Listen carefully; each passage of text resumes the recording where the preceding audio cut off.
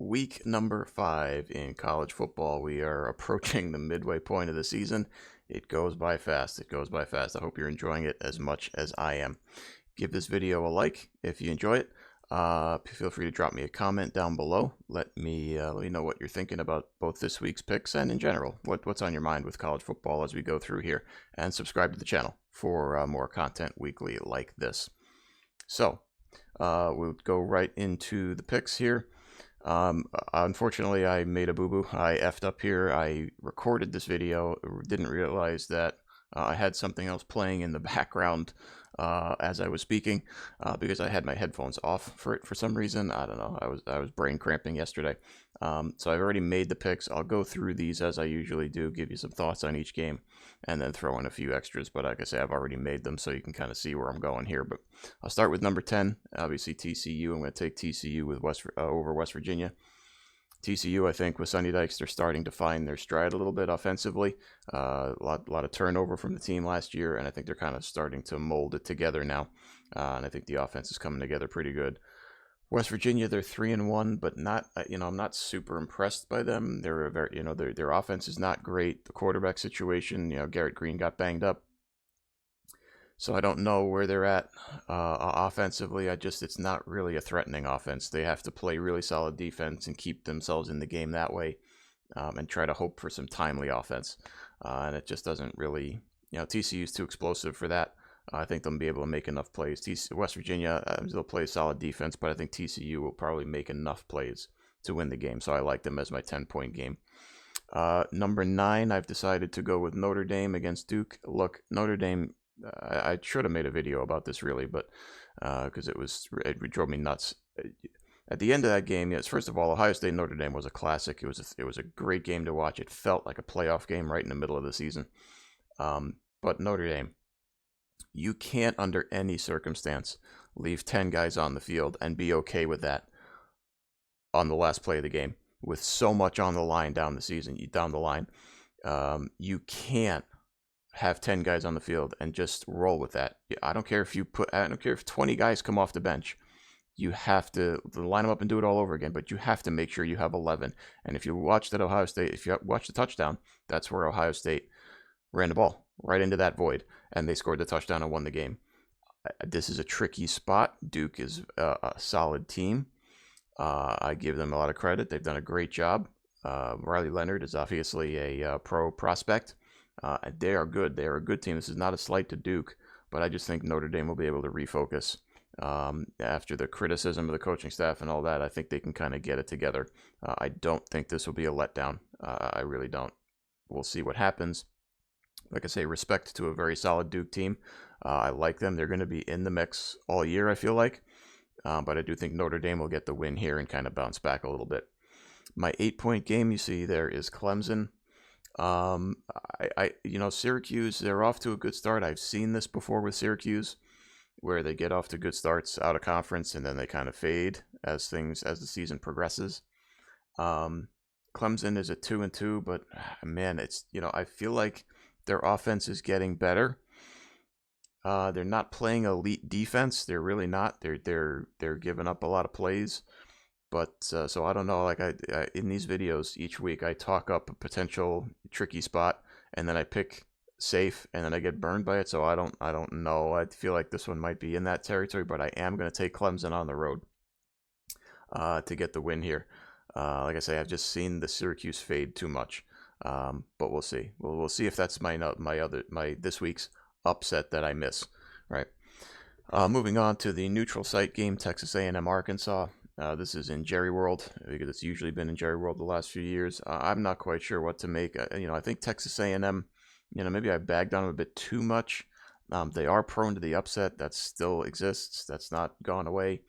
But I think the offense hasn't, like, they're too talented, right? And Arkansas, for me, I just don't like Arkansas defensively, right?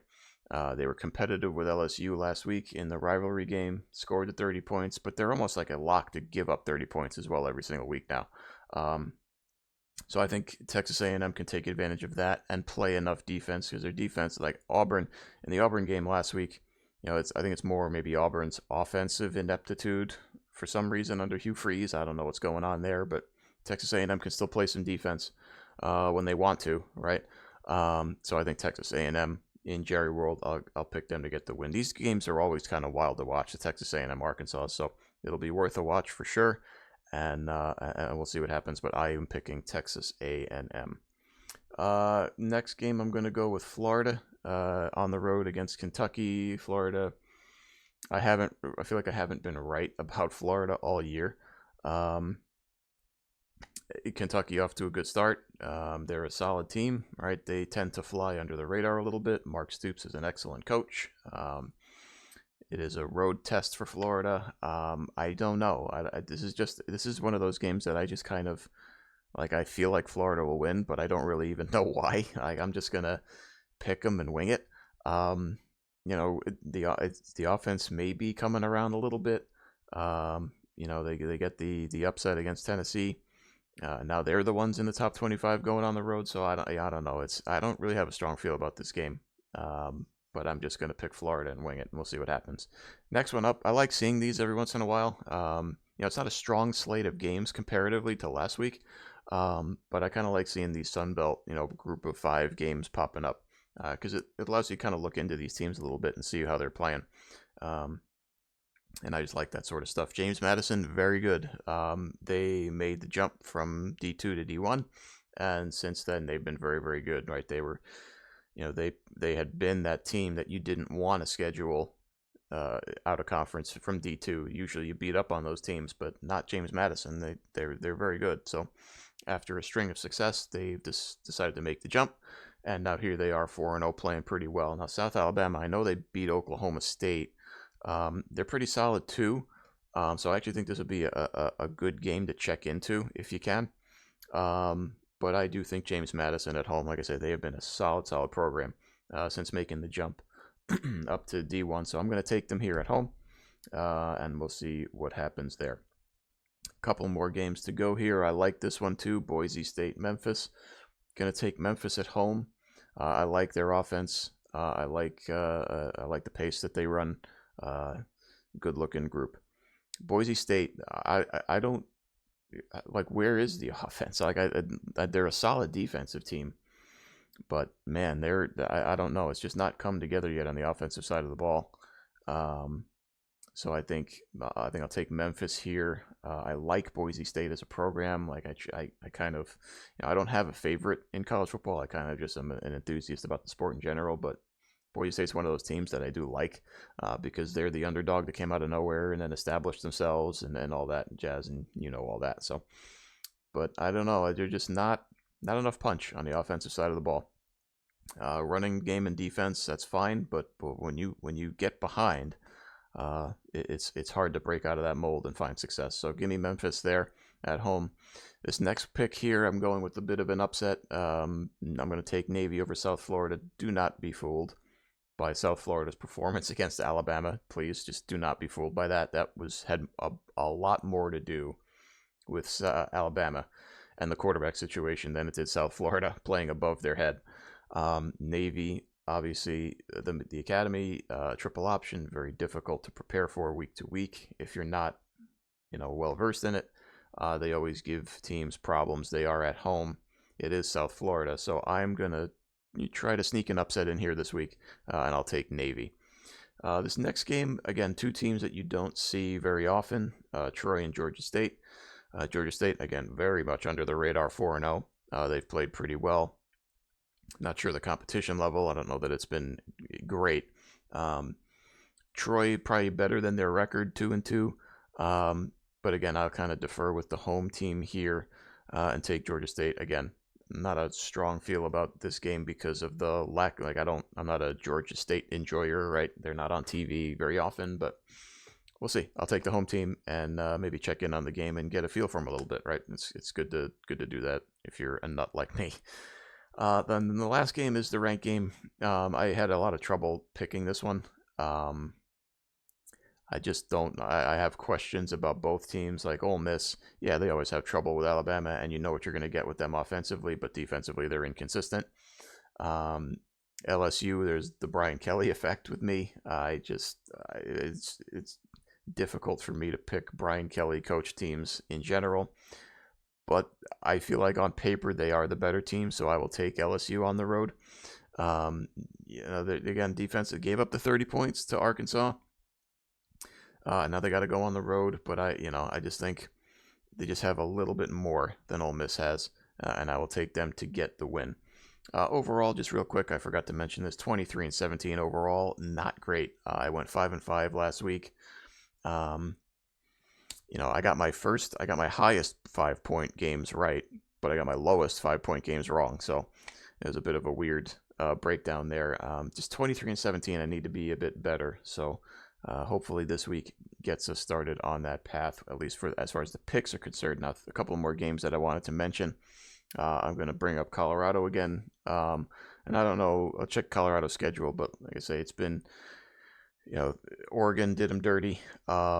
They handled them pretty good. And like I've been saying, if you've been watching my videos with with Colorado, the flaws are starting to show. I mean, they're really, really starting to show, and the better teams are starting to expose them. The lack of pass rush on the defensive line, the offensive line play is getting Shedeur Sanders killed, right? Without Travis Hunter, you're missing a little bit in the wide receiver room, and you're definitely missing a lot on the back end in the secondary. They're having trouble back there. They're having trouble stopping the run, as you see in the Oregon game. So it's coming to a head now, the problems. I still love what Deion is doing. From a long-term perspective, I think he's got them on the path to success. They've got 3 wins already, and I've said it before. Lower the expectations a little bit with Colorado. Get to a bowl game. Get to 6-6. Get to a bowl game, and that is a win in year 1 for Deion Sanders. The second game I wanted to mention, Kansas and Texas. I'm going to talk Texas again because I do kind of believe in the team. I've rejected the Texas's back for years, but I do believe in them this time. I think this is a legitimate team, and here's another opportunity to show yourself. I think Kansas is better than 24, to be honest with you. They get a chance to prove that here. I think Texas will win, but Kansas gives Texas problems in general, even when they're bad, right? We all know the horrible Kansas teams beating Texas, right? And the jokes and the memes and all that. And I was here for all that. But this is an opportunity for Texas to, again, make another statement that we're in it this year. We're here, we're legit, and we're not going anywhere. So handle your business if you're Texas. Take care of a good quality 4-0 team and set yourself up for Red River down the road and the rest of the Big 12 slate, and get yourself in prime playoff position. So give me Texas there. And then the other game, I'm just throwing this one in there just to kind of talk about it a sec. Tennessee, it's not this. I mean, it's the same offense, right, with Josh Heupel, but it's not the same players, and I think you can kind of see that. I mean, they're still going to make their plays, but it's not elite. It's not, Joe Milton is not Hendon Hooker. And then they get a South Carolina team that if I were a South Carolina fan, Beamer ball would just drive me nuts. I would be sick of it. It's inconsistent. They play the great first half against Georgia and then get their doors blown off. And I get it, it's Georgia, but consistency, they are inconsistent. So what South Carolina are you going to get? I could see them staying competitive in this game if the right South Carolina shows up, and I could see them getting blown away if the wrong South Carolina shows up. So I don't know what to think here. I think Tennessee will win it, but it's really hard to pick South Carolina. It's hard to kind of judge them on a week-to-week basis. So there we have it. To recap: TCU 10, Notre Dame 9, Clemson 8, to A&M 7, Florida 6, James Madison 5, Memphis 4, Navy 3, Georgia State 2, and LSU number 1. Those are my week number 5 picks in college football. Drop me a comment. I'd love to hear from you. Give the video a like and subscribe, and I will see you guys in the next video.